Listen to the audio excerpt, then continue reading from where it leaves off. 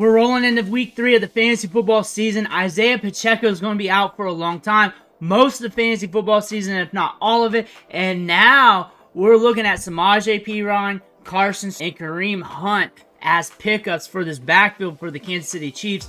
All 3 of these running backs has something going on with their game that we got to look at. A lot of people have different takes with these running backs. A lot of people are split with these running backs. So we're going to cover each one of them individually in this video. Previously, yesterday, I deep dived each one of these running backs.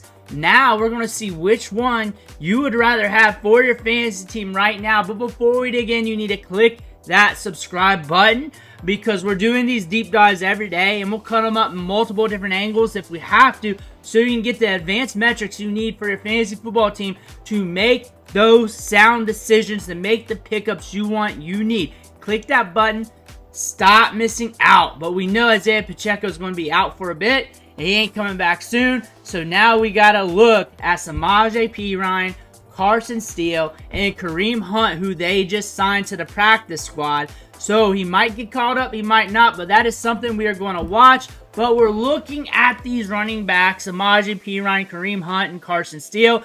Clyde Edwards-Helaire could be back here in a few weeks. Don't forget about him. So this backfield could be messy. But all of these guys are not speedster. All of these guys can thump between the tackles. Samaje Perine and Hunt are good in the passing game. Clyde Edwards-Helaire can catch the ball in the backfield as well. Carson Steele, we're trying to see if that can happen at the NFL level. But all these guys got different wrinkles to their situation. And you're looking at Samaje Perine, averaging 6.7 points per game since 2020. He's had a few RB1 weeks during that time. He has been productive here in little bits and pieces with the Bengals, with the Broncos. But now's his time to earn more opportunities here with the Kansas City Chiefs, a situation that can buoy fantasy production. We all know this. One of the most explosive offenses in the league, but he can rack up them targets. There are games where he gets 7 targets. There are a lot of games where he gets 5 targets, but he's a guy that catches passes out of the backfield. He's a guy that's decent in space due to his size-adjusted athleticism. He can break tackles, evade tackles, and everything else in the open field, but he's not the fastest guy. And when it comes to the efficiency metrics, I can spin it 2 ways. First off, he's not too bad. When you throw him in this offense, the explosiveness of the offense could buoy him to be fantasy production. The other way you can look at it, if you want to go full here, he is not that great of a running back. He's just average. He's so-so. He's ho-hum. We're seeing that with the efficiency metrics with the Broncos and with the Bengals. He's okay. He can be productive in spurts. This was a good offense here. He was productive for 2 games, 2 RB1 weeks with the Bengals during this time in 2022.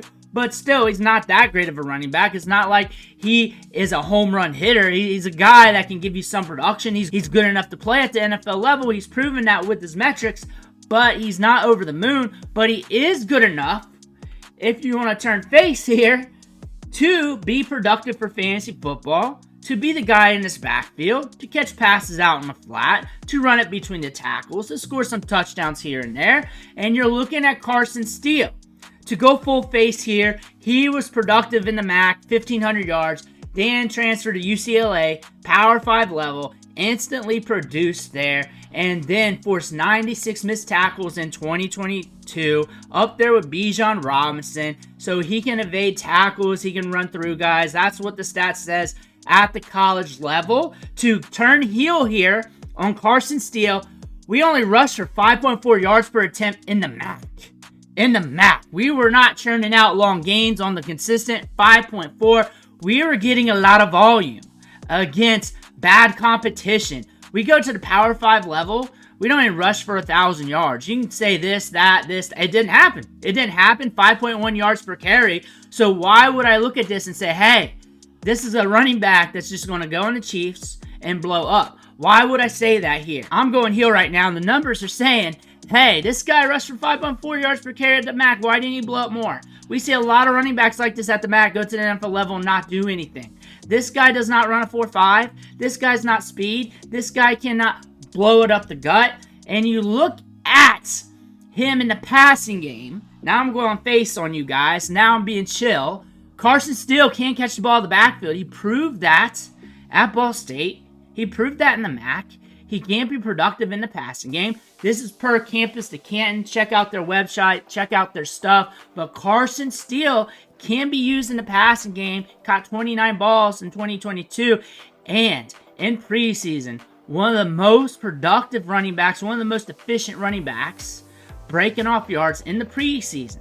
To go heel here, to argue against that, that's preseason. Preseason doesn't count. The starters aren't in on half the teams. He's going up against backups. A lot of these were in space. A lot of these were in weird situations of the game. Look at what he did now in his 9 carries. He's getting locked up, jammed up. As I'm showing you for free on my Twitter, go over there and check that out. I'll show you all the carries there, all 22. They're right there. He's getting jammed up on a lot of his carries. He can get you yards after contact. He got you a little bit on some of those extra runs that a lot of running backs didn't. Falling forward, he falls forward good. He's very aggressive at the tackle. He's very slippery for a guy's his size. He doesn't have the home run hitting speed. He doesn't have that juice or wiggle that you want for a guy that can really break it off on the top end. So something to worry about there. But with Kareem Hunt here, we are back with the Chiefs, and a lot of people are excited about that. However, last year with the Browns, we were not very efficient. We were not very efficient, but we are nicked up. Groin injury, thigh bruise. We're dealing with some injuries. So let's give him a mulligan on that. Let's go back to 2022. A little bit more efficient. He's okay back then. He can probably get the job done with these numbers with the Chiefs. Very similar range-wise to Samaje Perine when it comes to the rankings. Not a comparison, but a comparison with the numbers here when you're ranking among running backs from what we saw in the previous charts. So if Kareem Hunt gets back to form what we saw a few years ago, maybe he gets back on this team, maybe he muddies the waters, and maybe he eventually takes over. But you also look at Kareem Hunt. We got 1 RB 1 week in the last 3 years. We have not been productive since 2020. We have not had an RB 1 week since week 1 of 2022. Prior to that, it hasn't been great. 2023, we had a little run there, and then we had the fall off, mainly due to the injury and everything else. 2021, non-existent. 2020, that was the last time he was Kareem Hunt. That is what we're betting on, him to go back to 2020. Maybe if we're lucky, we can get the top end of 2023, which will be fantastic off the waiver wire. That is what you're really hoping for. Maybe you get the top end of 2023, maybe buoyed a little bit more consistency with Patrick Mahomes and company. That's probably what you're looking at. 2020, previously to that ain't coming back. That ain't coming back.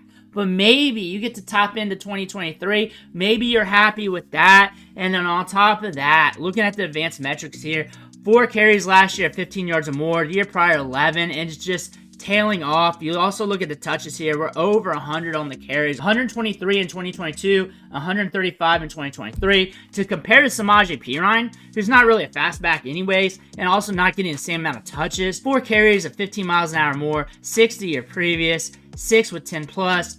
5 the year previous there. But he did run for 4.5 yards per carry with the Broncos, 4.1 with the Bengals, so we got some efficiency there. However, when you look at this backfield, it was the Isaiah Pacheco show. He was getting a lot of touches. Those touches got to go somewhere. They got to go somewhere, and Carson Steele was getting run out the gut with this team, and Samaje Perine wasn't. But Samaje Perine was getting the work out of the passing game. This indicates that they're going to use both running backs, more than likely, and they're probably going to roll with the hot hand. They're probably going to start off early, just mixing it up, and whoever performs, they're going to roll with. And they're going to roll with that running back until they stop performing. And that's what it's saying here with the pace stats for the Chiefs, because they're middle of the road of everything, because they don't have to run at a fast pace because they're very efficient throwing the ball, keeping the chains moving. But they're not slow either. They're right in the middle, probably right where you should be. There's an issue if you're very slow, and there's probably an issue if you're very fast. They're right in the middle. 32 pass attempts per game versus 28 run attempts per game. 53% pass rate versus a 47% run rate. They're very right in the middle with everything. One thing to note, it's a very small sample, but when Pacheco's out, Patrick Mahomes throws it a little bit more, which makes a lot more sense that they go to the passing game, because that's where they're more efficient. So expect guys like Xavier Worthy to get a little bit more work, maybe more Rashee Rice. That's really where I would put the ball at. That if you really think about it, you got Travis Kelce. You've got a lot of weapons there. Why lean on the jabroni running backs when you can just throw it a little bit more? That makes more sense, right? You just throw it more, maybe be a little bit faster pace, get you guys set up, and just whip it out there. Maybe that's what they're going to do. That's a small indicator of what the Chiefs could be doing in this game split here with Isaiah Pacheco out. But now we want to look at what we're doing here for fantasy football. I think Samaje Perine is going to be the safest bet as of right now. He's going to be safest due to his work in the passing game. He's going to be running routes, seeing targets. That's going to elevate his floor. I think Carson Steele's got the upside, especially for the goal line work, and especially with the dirty, gritty work. And if he reels off a few good runs, he's probably going to get some touches out of the backfield. That's probably going to turn out some production. Probably, maybe both running backs may not be worthwhile at all. Maybe not. Now you're looking at Kareem Hunt. What I like about Kareem Hunt, he's more free. He's cheaper. You don't have to really pay anything to pick him up. A lot of people like him, but a lot of people don't like him. That's the thing about Kareem Hunt. So if you want this backfield, you want a piece of this backfield, you might catch him on the cheap. If he doesn't get caught up, cut him. You're already planning on doing that. If you're seeing these two running backs suck, you know you got Kareem Hunt waiting in the wings. You want to catch passes out of the backfield at least. Maybe it gives you some of that production on the top end of 2022. So there's a strategy for each one of these running backs. Samaje's safe for the now due to his work in the passing game. Could catch some checkdowns. We got upside with Carson Steele. And we're looking at Kareem Hunt at possibly being a guy that steps in and takes up over these two running backs, especially if one of these guys get hurt. The thing about this, there's a different strategy for all of them, especially with Hunt being on the cheat. In my leagues, what I did is I split it up between Carson Steele and Samaje Perine. I got Samaje Perine in a couple leagues, knowing that he's going to get targets, and I went with Carson Steele in a few other leagues, just chasing the upside. If I was in one league and I had a team that was just straight built, I would just chase the upside of Carson Steele because I'm probably already good at running back. If I'm not good at running back and I need the points for the now and I want to feel a little bit better about it, I would go with Samaje Perine. If I got roster space and I don't want to burn fab or burn a waiver wire option or anything like that, and I want to be on the cheap, my waivers went through and Hunt's right there, then I would pick him up. If I had someone I could drop, more than likely I don't. More than likely I don't. I'm not going to gamble on this. I think the safest thing is probably just stay away. That's probably the safest thing. But if you want to gamble on upside, Carson Steele's the bet I would probably make. But the more practical, the smarter thing to do is probably Samaje Perine for the now. Let me know what you think in the comments below on these players, because everybody's split on this. Make sure to hit that subscribe button though on the way out. One thing for watching. Catch you on the next video.